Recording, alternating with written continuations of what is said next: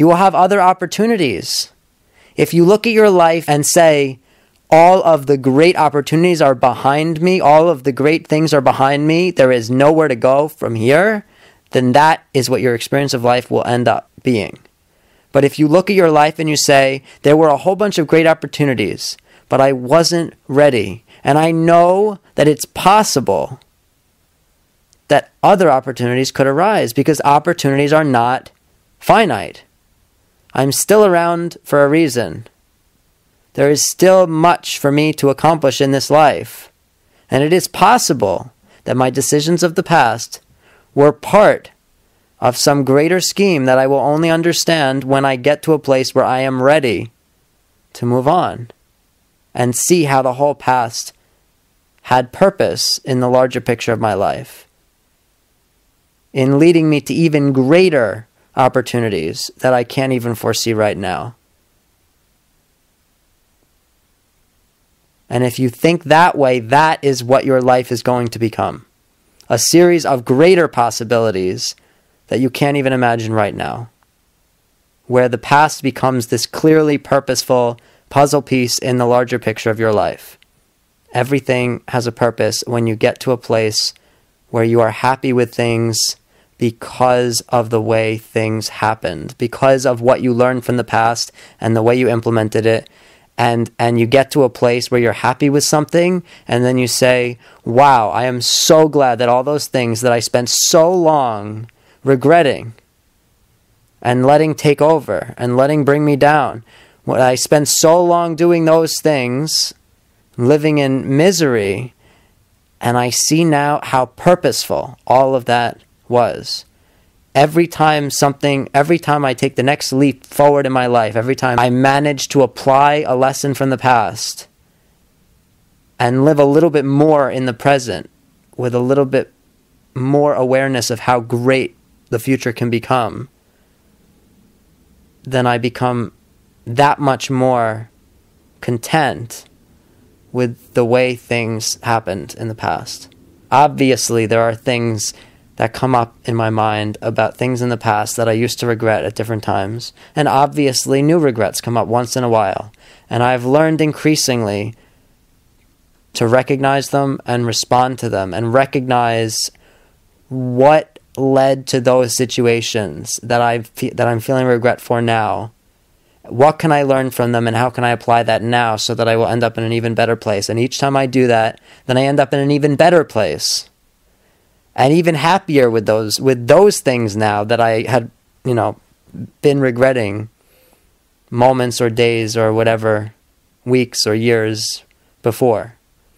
Because when we're wandering along the path of our lives and we lose focus and we end up lost in our thoughts and our feelings and so forth, and we end up wandering from the path and we're lost in the woods or in the desert or whatever, and then we manage to get back on the path because we think about what led us to stray, we refocus our attention and we find our way back.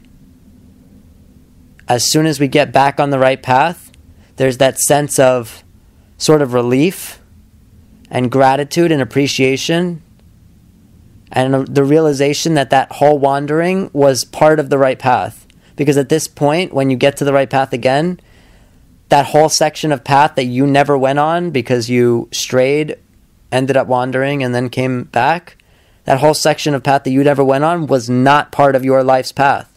I mean, ultimately, when you get to the path where you are, you look at it and you look back and you say, that whole wandering through the desert or through the woods or whatever, that was actually part of my path. That was part of the path because that's part of the path toward me getting where I want to go. It becomes that because you use it that way, because you learn that when you get lost in thoughts and fears and anxieties and in regrets, in shame, in feelings, when you get lost in all of these things, then you stray from the path because you're not focused on the present, you miss opportunities, and it's fine because then you find yourself wandering. As soon as you choose to refocus your attention on what's going on around you in the present and on willfully determining what's going to happen next, rather than continuing to live in the regrets and anxieties that got you lost in the first place, as soon as you refocus your attention on what you actually want and move forward and are present and notice the signs around you on the trees and so forth that get you back to the right path, then you end up back on the right path, on a path that you feel is the right path. And then you can live in this surety and sense of purpose again that you haven't been living in all this time. And that ultimately, on some level, you've never lived in, really fully. And this is all going to be a necessary step in you getting there, because you can't feel that surety and sense of purpose without having recognized what it is to wander in the first place. You can't feel how great it is. You can't experience how great it is to be definitively going some direction that you want to be going until you've recognized what it is to be living in stagnation and regret and anxiety and fear and so forth. Because once you know that, once you have knowledge of evil, then the good becomes so much greater. You know, that it's when we eat from the tree of knowledge of good and evil, it's because, there had to have been quite a lot of good in the Garden of Eden. But it wasn't until we had the knowledge of evil that we could truly know good, that we could truly experience good.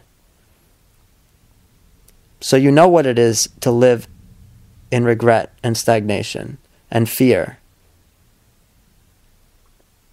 And it's because you know that you're going to be able to know something so much greater.